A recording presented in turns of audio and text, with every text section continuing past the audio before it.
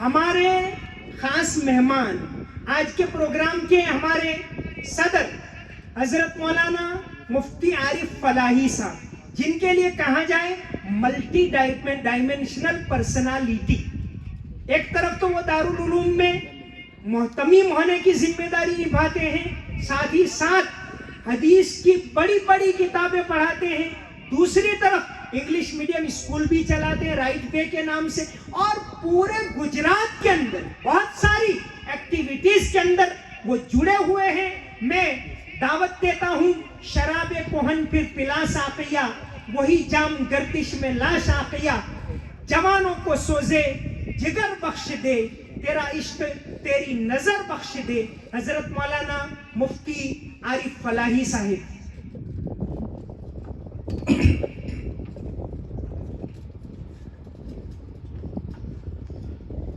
نحمده ونصلي على رسوله الكريم اما بعد فاعوذ بالله من الشيطان الرجيم بسم الله الرحمن الرحيم قل هل يستوي الذين يعلمون والذين لا يعلمون وقال تعالى اقرأ باسم ربك الذي خلق خلق الإنسان من علق اقرأ وربك الأكرم الذي علم بالقلم علم الإنسان ما لم يعلم. صدق الله العظيم وصدق رسوله النبي الأمي الكريم ونحن على ذلك لمن الشاهدين والشاكرين والحمد لله رب العالمين.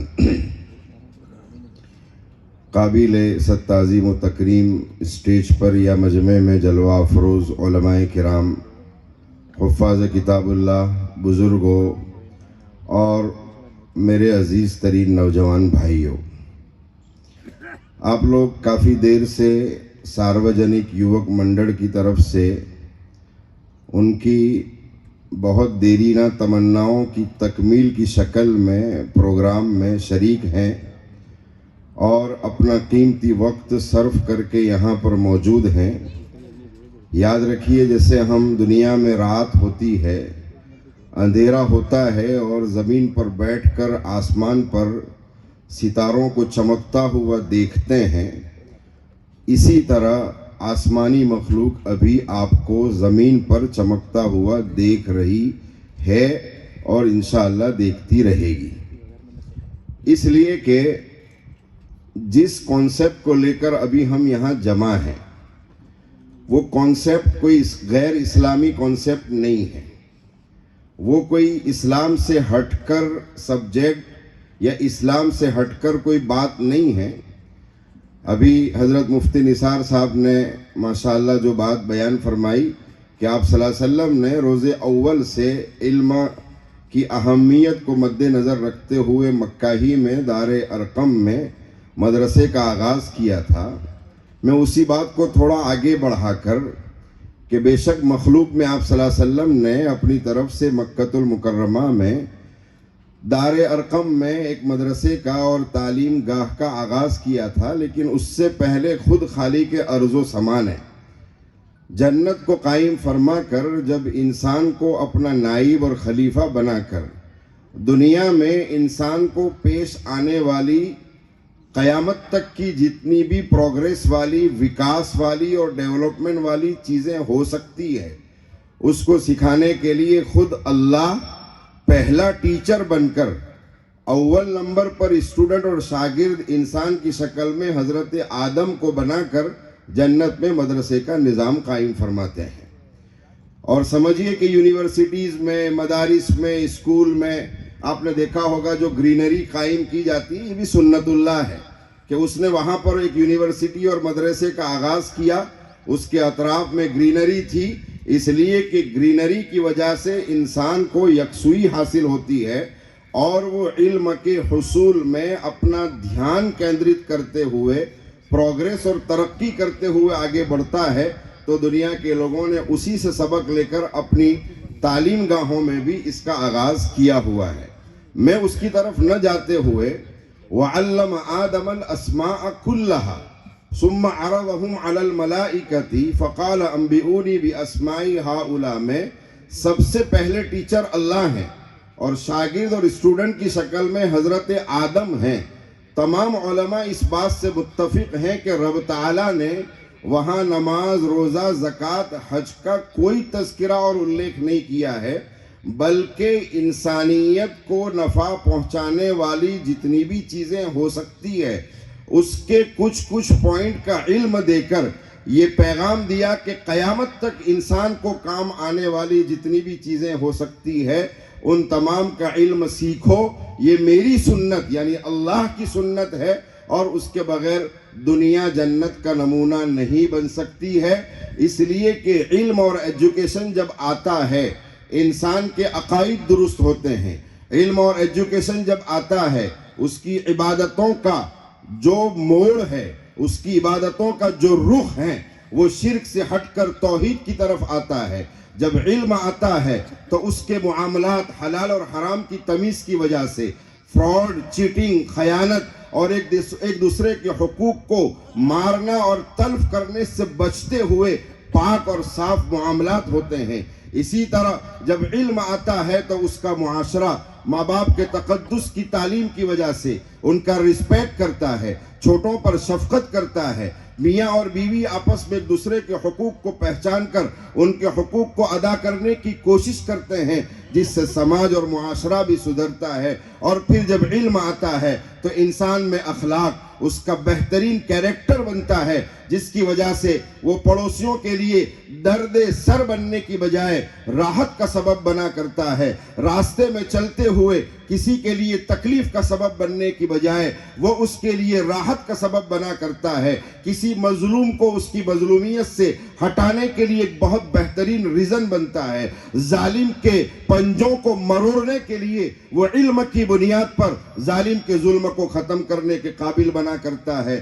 تو علم ہی ایک ایسا ہتھیار ہے جو میرے اور آپ کے عقیدے کا رخ درست کرتا ہے، جس سے خالق اور مالک راضی ہو جاتا ہے۔ علم ہی ایک ایسا ہتھیار ہے جس سے میری اور آپ کی عبادتوں کا رخ درست ہوتا ہے۔ علم ہی ایک ایسا ہتھیار ہے جس سے میرا معاشرہ اور میرا سماج درست ہوتا ہے، اور علم ہی ایک ایسا ہتھیار ہے بازاروں کی کنڈیشنز جو آج کل بیاج اور سود، فراڈ اور چیٹنگ اور غلط مال کو بیچنے کے جو طریقے، یا اسی طرح جو ٹینڈر پاس کیے جاتے ہیں اور اس میں لانچ اور رشوت کے نام پر اپنی اور نسل کی تباہی کے جو دہانے کھولے جاتے ہیں، اگر اس کو بند کرنے کے لیے بہترین کوئی ہتھیار ہو سکتا ہے تو وہ علم اور ایجوکیشن ہے۔ اسی لیے رب تعالیٰ نے اپنا خلیفہ یعنی کائنات کا نظام چلانے کا وائس اور گویا کہ کائنات کے نظام کے چلانے کا نائب جس کو بنانا چاہا، اس کو دنیا کے پروگریس کے لیے کام آنے والے تمام علوم سکھا دیے، اور پھر فرمایا انہی علوم کی بنیاد پر ہم تمہارا مقام بڑھاتے ہیں۔ فرشتوں کی عبادتیں ایک طرف دھری کی دھری رہ جاتی ہیں، اور ان فرشتوں کو کہا جاتا ہے آدم کے سامنے ذرا اپنے آپ کو جھکا کے دکھا دیجئے۔ علم انسان کے مقام کو بڑھاتا ہے۔ اسی لیے میری اور آپ کی ہدایت کے لیے آنے والی جو آخری کتاب ہے اقرأ بسم ربک الذی خلق، میں بہت مختصر سے وقت میں بہت سے ہمارے علماء کرام نے دینی دنیاوی تعلیم کے درمیان کے فرق کو دور کرنے کے لیے ماشاءاللہ بیداری کا ثبوت دیا۔ میں اس بات کو بہت اچھی طرح دل کی گہرائیوں سے تسلیم کرتا ہوں کہ دارالعلوم دیوبند کی بنیاد اور علی گڑھ یونیورسٹی کی بنیاد جب الگ الگ ہوئی، وہیں سے بھارت کے مسلمانوں کا ستیہ ناش شروع ہوا تھا۔ کاش کے دارالعلوم دیوبند بھی اسی کانسیپٹ کو جو علی گڑھ یونیورسٹی میں قائم تھا اپنے ادارے میں رکھ لیتا، اور علی گڑھ یونیورسٹی بھی دارالعلوم دیوبند کے کانسیپٹ کو اپنی یونیورسٹی میں رکھ لیتے، تو ہمارے ملک کا ہر پرسن جو ایک مسلم سماج کے فرد کے حساب سے ابھر کر آتا، وہ معاشرے کے لیے ایک مسلمان سائنٹسٹ کی شکل میں، ایک مسلمان پولیٹیشن کی شکل میں، ایک مسلمان میڈیکل آتھورائز پرسن کی شکل میں، ایک مسلمان بایولوجی کے پرسن کی شکل میں، ایک مسلمان ایگریکلچر کے پرسن کی شکل میں ابھر کر آتا، اور صرف ملک کی اور گویا کے دیش کی سرخروئی کا سبب نہیں بلکہ دین اسلام کی سرخروئی اور اس کے فخر کا سبب بھی بن جایا کرتا۔ سچر کمیٹی کی رپورٹ میں دارالعلوم دیوبند کی ماتحتی میں چلنے والے تمام مدارس میں پڑھنے والے علماء کرام کو جاہل اور ان پڑھ کہا گیا ہے، اور آپ کو معلوم ہے اسی سے ہمارا ریشیا بار بار گھٹتا اور گویا کے نیچے آتا ہوا نظر آتا ہے۔ میں گودرا کا کریم یہاں موجود ہے، 2 کریم کسی مشغولی کی وجہ سے یہاں سے گویا کہ اپنے آپ کو وہاں لے کر گئے ہیں، لیکن کچھ کریم علماء کرام موجود ہیں۔ علماء کرام، میں آپ کو اگر خدا مجھے اجازت دیتا آج سجدے کی، میں تمہارے قدموں میں اپنی پیشانی رکھ کر سجدہ کر کے تم سے بھیک مانگتا کہ اللہ کے واسطے علماء ہی اس بیڑے کو اٹھائیں، اور یہ جو کرسیاں خالی پڑی ہے میں ذمہ دار اس میں علماء کی غفلت کو سمجھتا ہوں۔ کاش کہ علماء اس اسکول کے نظام کو مدارس سے ہٹ کر نہ سمجھتے تو یہ کرسیاں خالی نہ رہتی، بلکہ جگہ کم پڑ جاتی اور مسلمان اپنی بیداری کا ثبوت دے دیتا۔ لیکن پھر بھی دارالعلوم دیوبند نے اپنے قیام کے بعد اپنے کانسیپٹ کو جاری رکھا تو الحمدللہ پوری دنیا میں مدارس قائم ہو گئے۔ علی گڑھ یونیورسٹی اور جامعہ ملیہ نے اپنے آپ کو باندھ رکھا، سمجھنا میری اس بات کو بھی، اپنے آپ کو باندھ رکھا تو آپ نے دیکھا کہ یونیورسٹیوں کا وجود نہیں ہوا۔ بہت تو حضرت مولانا محمد علی جوہر کے نام سے اعظم خان نے ایک یونیورسٹی کو قائم کیا، اس کے علاوہ آپ کو جلدی یونیورسٹی نظر نہیں آتی۔ پتہ یہ چلا کہ علماء نے تو اپنا ادارے کی حیثیت سے کام کر کے دکھایا، اور انہوں نے تو مکاتب اور مدارس کو قائم کیا۔ کمزوری آئی کہاں سے؟ علی گڑھ یونیورسٹی اور جامعہ ملیہ سے۔ سمجھ رہے ہیں اس کو؟ اس لیے کہ اسکولوں کے نہ ہونے کے لیے بھی متہم ٹھہرایا جاتا ہے علماء کو، شکایتیں کی جاتی ہے علماء سے، لیکن میں اس بات کو ڈنکے کی چوٹ کہتا ہوں کہ علماء کے مدارس بانجھ نہیں تھے، انہوں نے تو اپنے مدارس پیدا کر کے دکھا دیے۔ بانجھ تو علی گڑھ یونیورسٹی تھی، بانجھ تو جامعہ ملیہ تھی، جس نے آگے اپنے یونیورسٹی کے گویا کے کانسیپٹ کو بڑھایا نہیں، جس کی وجہ سے میری اور آپ کی قوم ان پڑھ رہ گئی۔ لیکن خیر، دیر آیت درست آیت، الحمدللہ اب مدارس میں بھی اور اسی طرح ہمارے علماء میں بھی یہ فکریں پیدا ہوئی ہے کہ ہمارے علماء اور ہمارے مدارس اس طرح کے کانسیپٹ کو لے کر آگے بڑھتے ہیں۔ آپ لوگ مایوس نہ ہوں، آپ لوگ نا امید نہ ہوں۔ آپ ابھی اسکول شروع کر رہے ہیں، لیکن یاد رکھیے ابھی ہم دنیا میں تماشائی بن کر تھے، لیکن اب پلیئر بن کر اترنا شروع ہوئے ہیں، کھلاڑی بن کر اترنا شروع ہوئے ہیں۔ اور جب یہ قوم کھلاڑی بن کر اترتی ہے تو وہ بڑی بڑی ٹیموں کو ہرا دیتی ہے۔ میں ایک مثال دیتا ہوں۔ دنیا میں ایک نظام ابھی قائم ہے طالبان کا، جس کو اخباروں میں طالبانی سزا، ظلم کی سزا اور نہ معلوم کیسی کیسی سزاؤں سے تعبیر کر کے دنیا کے لوگوں کو مسلمانوں کا ایک تراثوادی خاکہ پیش کر کے گمراہ کرنے کی کوشش کی گئی۔ آپ بتائیے، جب سے طالبان کی اوریجنل حکومت افغانستان میں قائم ہے، اس کے بعد کون سا ظلم و تشدد ہو رہا ہے؟ کون سی زیادتی ہو رہی ہے؟ وہاں پر کون سی ایسی سزائیں دی جا رہی ہے جس کو میڈیا دکھا کر مسلمانوں کا سر شرم سے نیچا کر دکھائے؟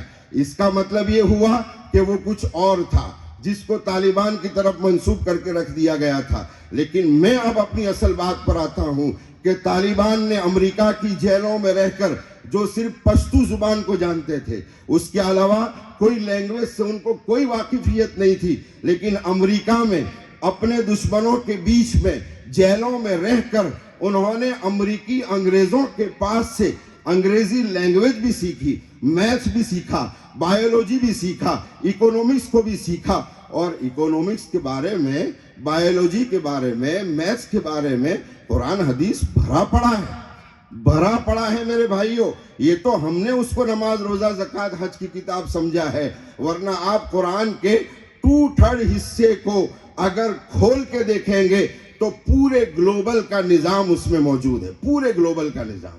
لیکن ہم ہیں کہ ہم نے تھوڑی سی دنیا میں اپنے آپ کو کنویں کا میڈک بنا کر رکھ دیا، جس کے نتیجے میں ہمیں قرآن کو مذہبی کتاب بنا کر پیش کرنے کی عادت پڑ گئی۔ یاد رکھیے، قرآن ہدایت کی کتاب ہے، مذہب کی کتاب نہیں ہے، ہدایت کی کتاب ہے، مذہب کی کتاب کہہ کر ہم نے ہمارے بھائیوں سے جو اس دیش میں رہتے ہیں ان کے پاس پہنچنے سے بھی ہماری کتاب کو روک دیا ہے۔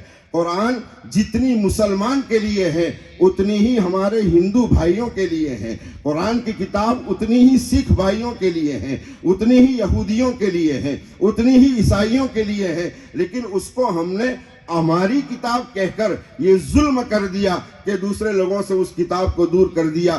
قسم کھا کر کہتا ہوں ابھی بھی دنیا جو ترقی کرتی ہے، آپ امریکہ کے ریسرچ سینٹروں میں چلے جائیں، اسرائیل کے ریسرچ سینٹروں میں چلے جائیں، ویسٹرن کلچر کے ریسرچ سینٹروں میں چلے جائیں، سر فہرست ان کی ترقی میں جتنی بھی باتیں قرآنی آیات سے لی جاتی ہے وہی آپ کو نظر آئے گی، باقی چیزیں آپ کو بہت نیچے نظر آئے گی۔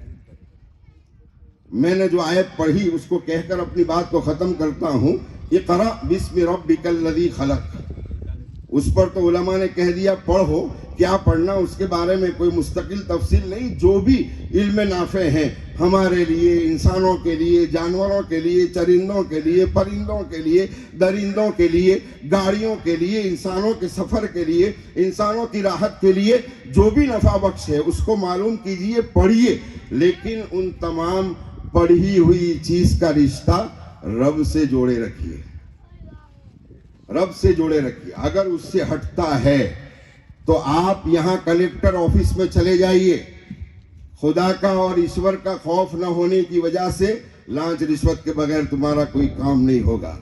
آپ کسی بھی دفتر میں چلے جائیے، خدا اور ایشور کا خوف نہ ہونے کی وجہ سے لانچ رشوت کے بغیر آپ کا کوئی کام نہیں ہوتا۔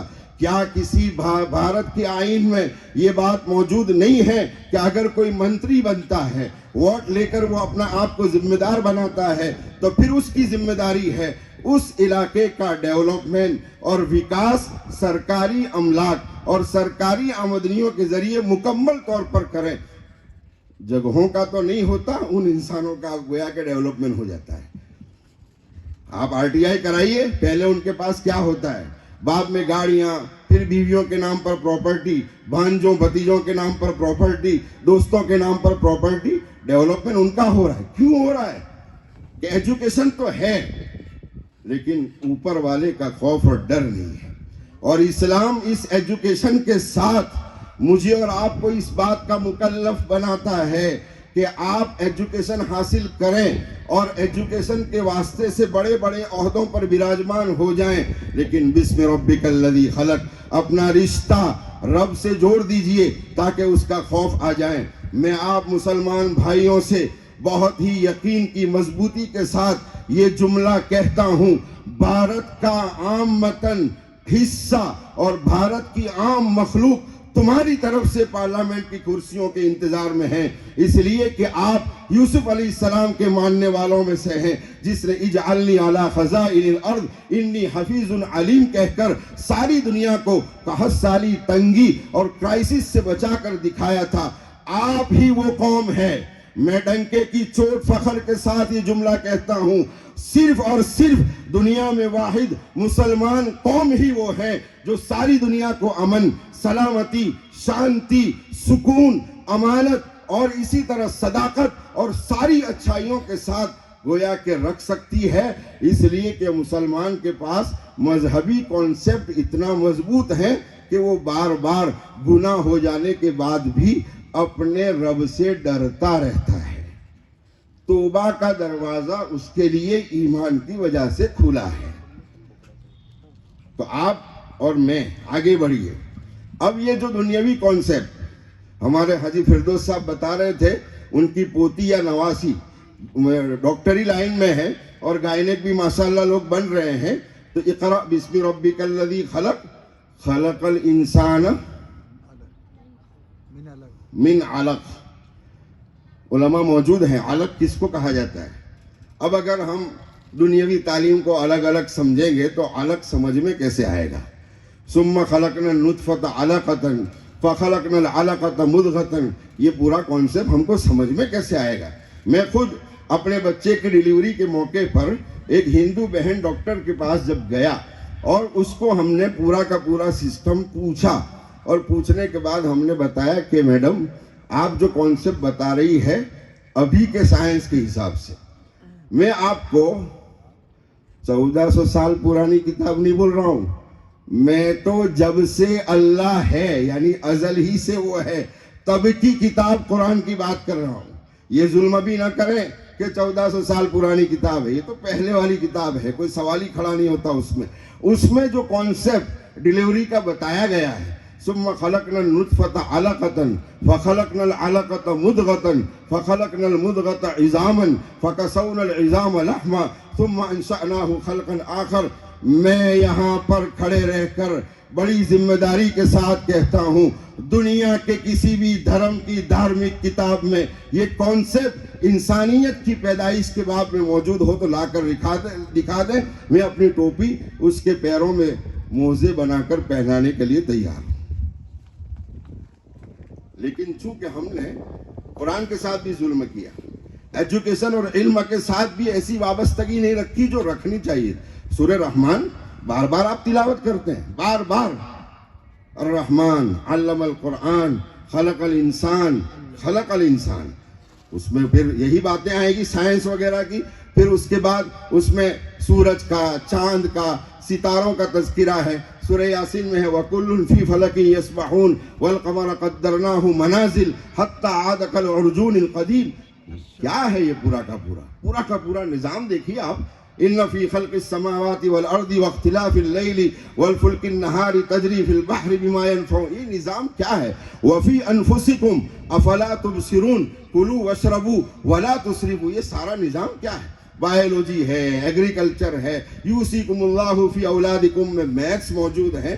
آپ پڑھتے چلے جائیں، آپ کو سارا کا سارا نظام ملتا جائے گا۔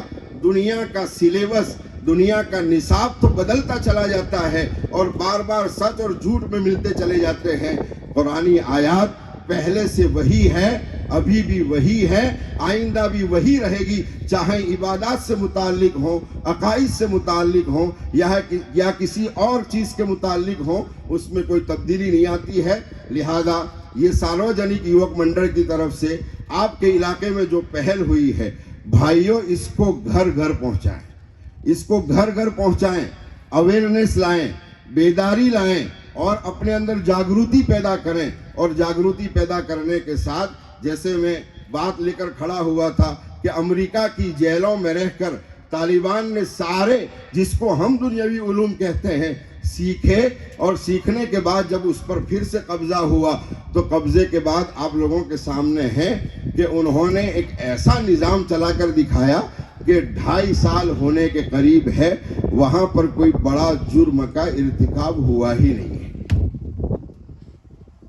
کہاں طالبانی سزا وہاں دی جا رہی ہے، کہاں لوگوں کو مارا دھاڑا جا رہا ہے، یہاں موب لنچنگ ہوتا ہے، یہاں پر الپ سنکھیکوں کے ساتھ ظلم ہوتا ہے، یہاں پر مظلوموں کے ساتھ مزید ظلم ہوتا ہے، یہاں لوگوں کے حق مارے جاتے ہیں، غریبوں کو مکان دینے کے نام پر ان کے مکانوں میں بہت بڑی خیانتیں کر کے اپنے بڑے بڑے بنگلے بنائے جاتے ہیں۔ بات تو اس پر ہونی چاہیے، دوسرے ملکوں کی بات کر کے یہاں کے لوگوں کو اندھیروں میں رکھنے کی جو وجہ ہے وہ یہی ہے کہ میں اور آپ ایجوکیشن سے خالی ہیں۔ مجھے اور آپ کو ان پڑھ رکھنے کے لیے بہت کوشش ہوتی ہے، اور صرف اس میں مسلمان ٹارگٹ نہیں ہے، بھارت کا ہر ناگرک ٹارگٹ ہے۔ اسی لیے آپ سلیبس کو دیکھو، چھٹیوں کے نظام کو دیکھو، پڑھائی کے لیے سرکاری اسکولوں کا نظام دیکھو، چاہت یہی ہے کہ باقاعدہ ایجوکیشن نہ ہونے کی وجہ سے لوگوں کو ہم جو کہیں لوگ وہ مان کر چلیں، جس کو دوسرے الفاظ میں ہم کہہ سکتے ہیں غلام بنا کر جلانا چاہتے ہیں، غلام بنا کر۔ لیکن ہم محمد کے شیدائی ہیں۔ ابو بکر صدیق رضی اللہ تعالیٰ عنہ کی سیرت میرے اور آپ کے سامنے ہے، عمر فاروق کی زندگی میرے اور آپ کے سامنے ہے، علی علم کا دروازہ آپ صلی اللہ علیہ وسلم کے بعد جو کہا گیا، تو ظاہری بات ہے کہ بھئی ہم تو ان کے شیدائی لوگ ہیں، علم تو ہماری گٹھیوں میں ہے، ہماری رگوں میں خون کی طرح دوڑتا ہے، بس اتنا ہے کہ رخ کو موڑا جائے، توجہ تھوڑی ادھر ادھر کر کے صحیح کانسیپٹ پہ آ جایا جائے، انشاءاللہ آئندہ زمانہ تمہارا اور میرا انتظار کر رہا ہے، آئندہ زمانہ تمہارا اور میرا انتظار کر رہا ہے، ذرہ برابر مایوس نہ ہوتے ہوئے آئندہ زمانے کی آنکھ میں آنکھ ملا کر چلنے کا اگر جذبہ ہے تو شکشن اور ایجوکیشن اور علم سے اپنے آپ کو مزین کر لو، آراستہ کر لو. انشاءاللہ بہت جلد آپ لوگ ان ایوانوں میں اور پارلیمنٹوں میں نظر آئیں گے، اور بھارت کا ہر ناگرک چاہے وہ ہندو ہوں، سکھ ہوں، عیسائی ہو، انشاءاللہ آپ سے سلامتی اور شانتی محسوس کرتا ہوا نظر آئے گا. پھر سے میں آپ سب کو مبارکباد پیش کرتا ہوں، چاہے آپ تھوڑے لوگ ہیں لیکن میرے لیے تو بہت زیادہ ہے. اس لیے کہ میں اپنا تجربہ بولتا ہوں اب، کہ میں نے جب رائٹ وے اسکول کا مشورہ کیا تو 7 لوگ تھے. کتنے لوگ تھے؟ ہم نے کوئی ایسی مجلس بھی نہیں کی تھی، صرف 7 لوگ تھے. 7 لوگوں میں سے 5 لوگ ایسے تھے جنہوں نے نیگیٹو بات کر کے، نکاراتمک بات کر کے میرے حوصلے کو توڑ دیا. لیکن میں ضدی آدمی ہوں بچپن سے، پتہ نہیں باپ بھی میرا ضدی تھا، تو ہم نے ٹھان لیا تھا کہ یہ کام کر کے رہیں گے. تو ان لوگوں کا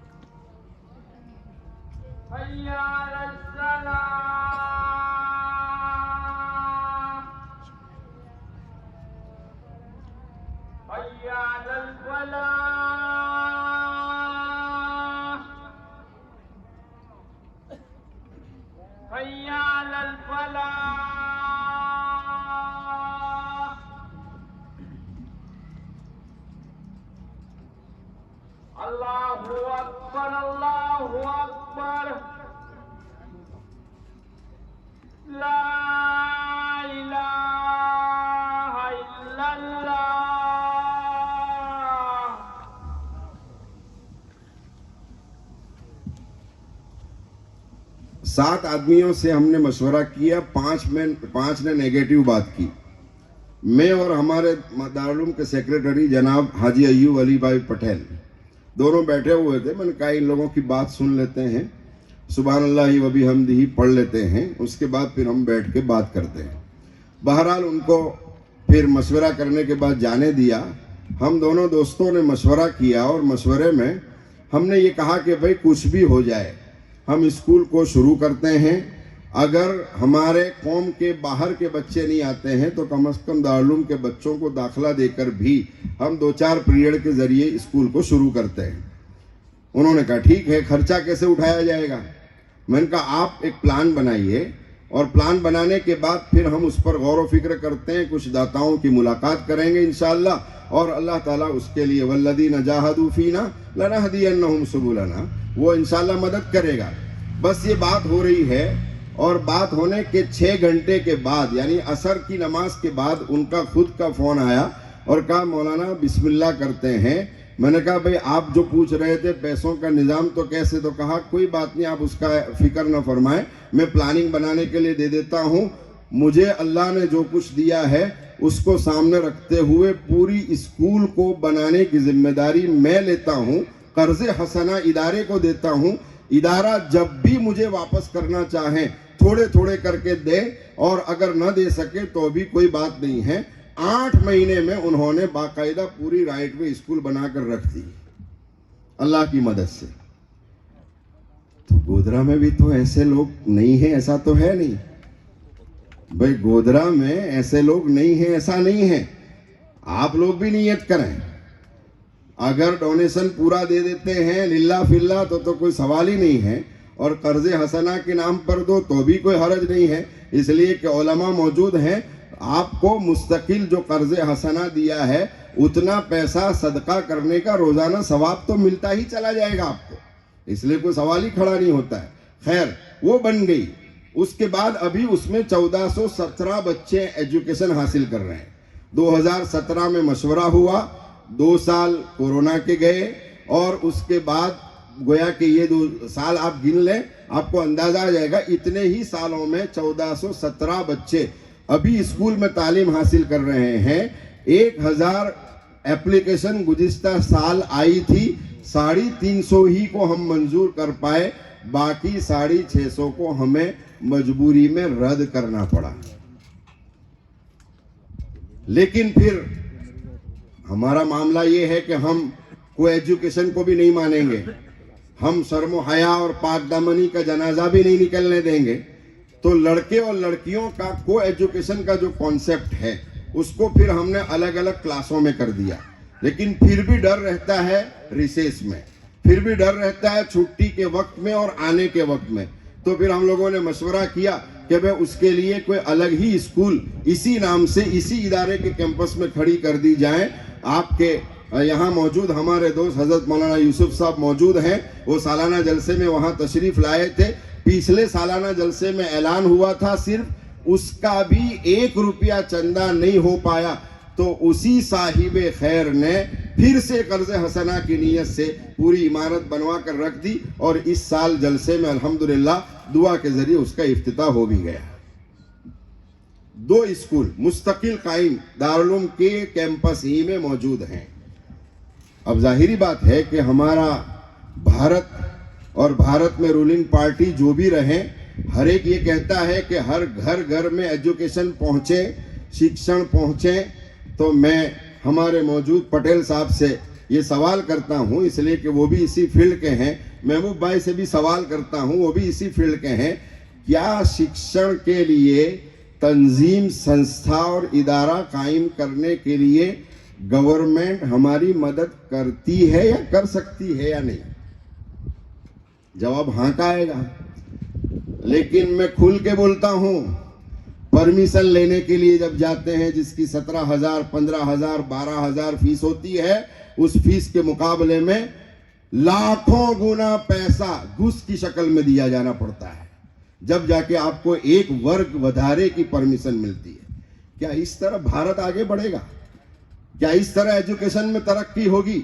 کیا اس طرح بھارت کا ناگرک اپنے آپ کو پرگتی دلا کر ملک کی آنکھوں میں اور دنیا کی آنکھوں میں آنکھ ڈال کے بات کر سکے گا؟ ایسا ہوگا تو کبھی نہیں ہو پائے گا.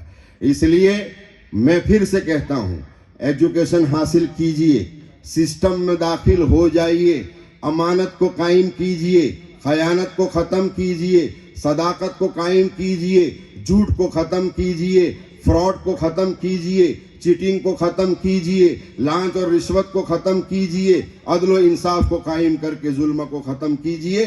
انشاءاللہ گھر گھر میں پڑھا لکھا فرد آپ کو ملتا چلا جائے گا. اسی پر میں اپنی بات کو ختم کرتا ہوں.